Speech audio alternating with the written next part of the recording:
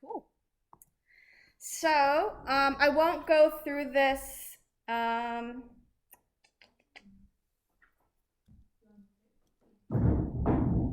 I should probably go through it as achievement and excellence. All right. Turn that off. Is that better? Because yeah, you're right. The fluorescent lighting is not liking it. Okay. I'll just turn that up brighter. Cool? Happy? Okay.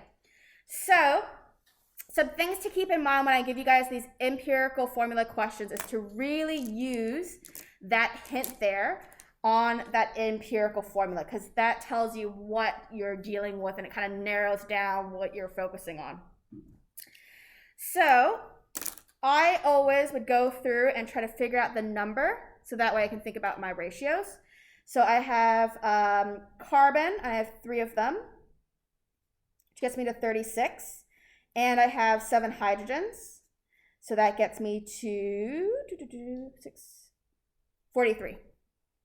All right, now 43 isn't going to be my answer. I know this already because if I had not multiplied it by a whole number, then I would only have 3 carbon environments.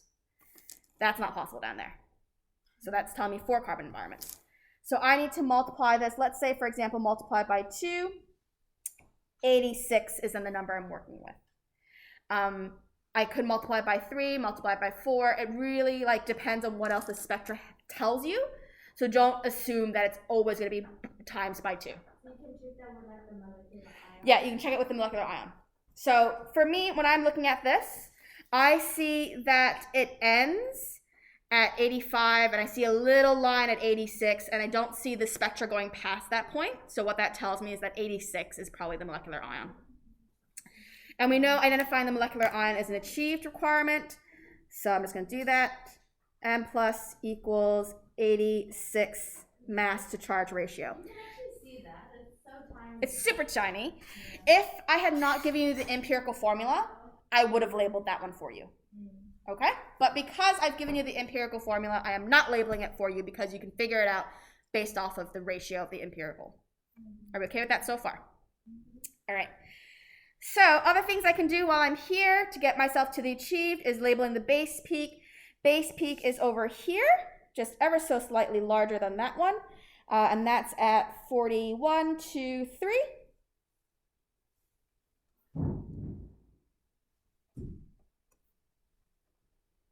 So if I want to go through and just make sure I get my achieve stuff done, this one here, we're labeling that's 4 carbon environments.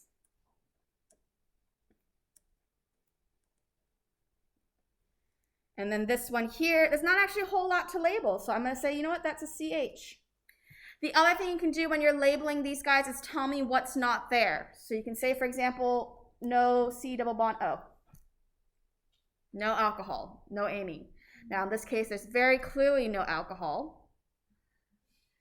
The one you guys did, the other one didn't. All right, so all of that stuff that I've jotted down so far is enough to get me to an achieved. Tick, congratulations, I'm done. All right, if I want to get up to the merit, and this is where it's going to get challenging, is now I need to figure out what the molecule is, and I need to tie it into the spectros to figure that out. So what I have figured out so far is that this is times 2. So the formula that I'm dealing with is C6H14, because that's the formula times 2.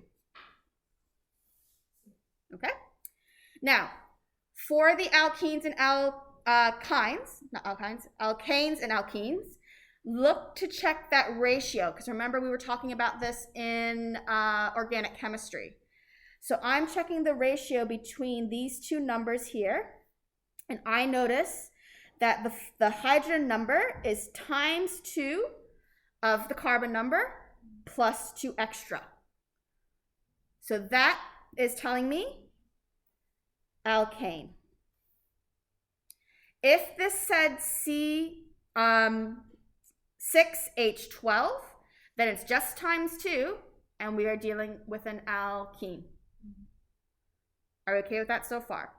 So what this tells me, 6 carbon chain, no potential kind of whatnot and things like that to worry about. So what I like to do is I like to start with a straight chain and then have a little think about how I can move things around. So if I started with a straight chain, I would have CH3, CH2, CH2, CH2, CH2, CH3. That's a straight chain. 1, 2, 3, 4, 5, 6. All right.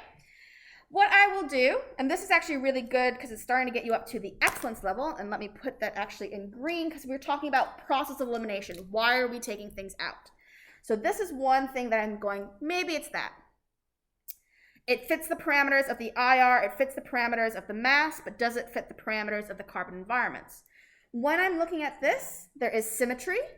So these two have the same carbon environment. That one has the same carbon environment. And that one has the same carbon environment.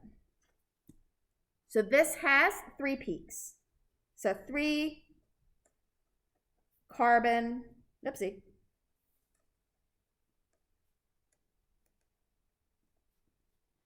So therefore, wrong answer. Because your CMMR has 4. So what we then need to play around with is we need to play around with moving our atoms around so that way whatever I do, I can get 4. So let's say, for example, I move the N carbon over here. And again, I only need 1 isomer. You don't need to give me more, but you might end up giving me more when you're trying to figure out what it is.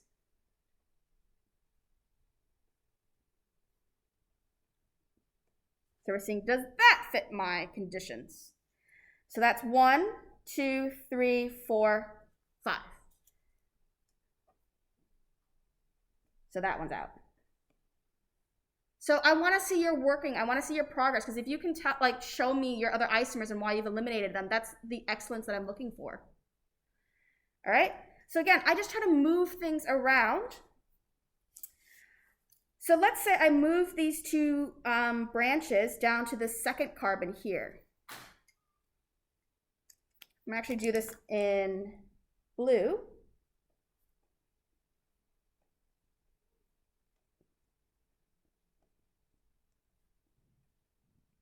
Because that's actually the right answer. All right, so what we're going to notice here, these 3 on the outside, that's your first carbon environment. This one here is your second carbon environment. This is your 4th carbon environment. Wait a minute. Third, thank you. And that's your 4th. So this one's the right answer. And I think, Yumi, you came up with another one, didn't you? It was something different though, and I can draw it out.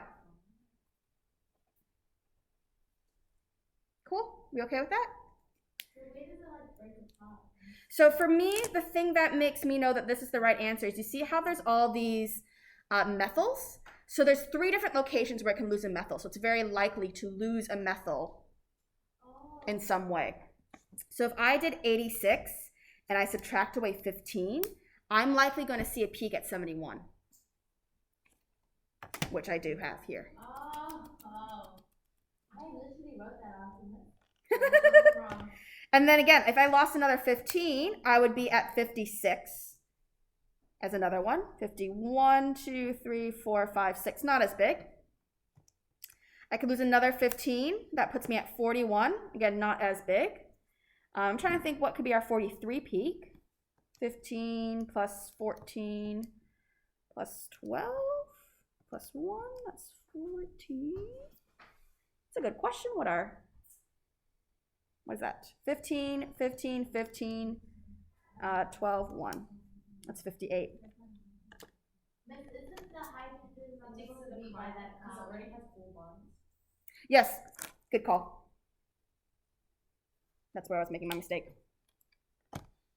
All right, so 15, 15, 15, 12.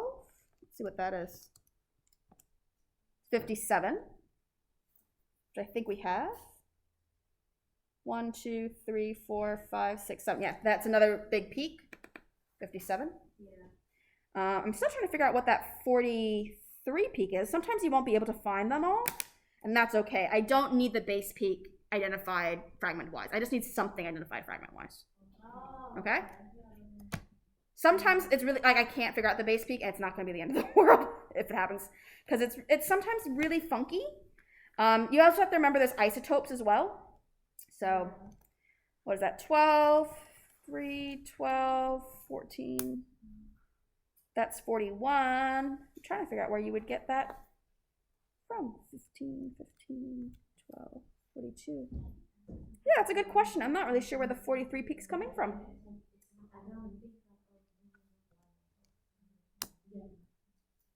The other option is you go the other way around and you do 86 minus 43 and see if you can figure out. It's some even cut. I don't really know where that even cut's coming from. All right. So let me just draw down Yumi's answer, because she found another one that worked. I think you had a 5-carbon chain with the methyl in the center. So CH3, CH2, CH, CH2, CH3. So this one also works. 1 carbon environment, 2, 3, and 4 as the carbon environments. So that one also works, but fragment-wise, I don't think it matches the same. Let's see. If there's anything that's unique there that you would be able to. So this one is quite a unique fragment, isn't it?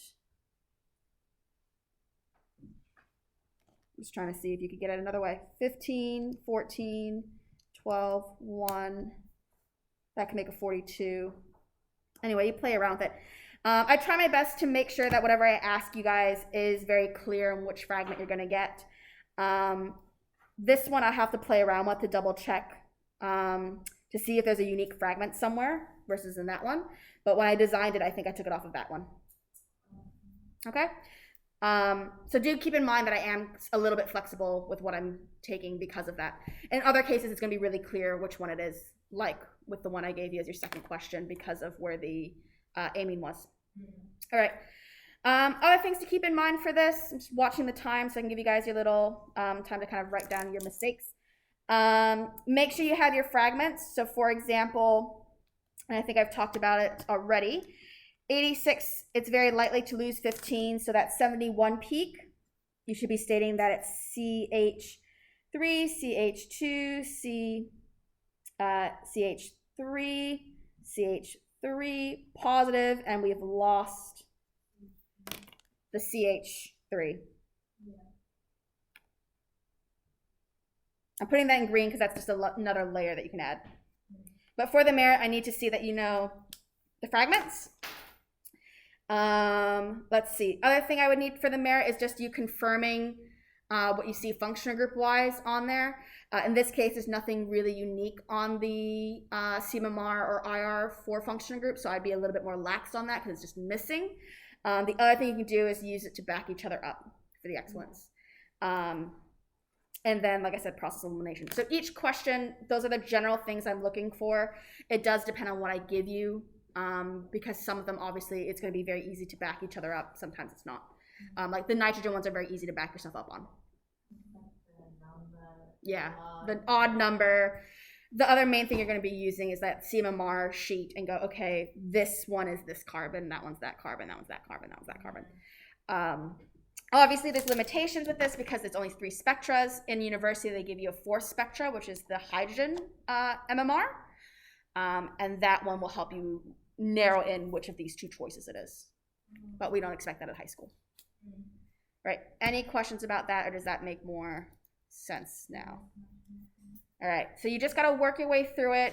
I want to see your thought process. So like, do scribble down when you're trying to work out which it is, especially when you're trying to figure out which isomer it is, because you can then use that as evidence for what it's not. Okay? Cool. So, all right, I'll just pause the recording there. I'll scan this as well so you guys have a copy of that.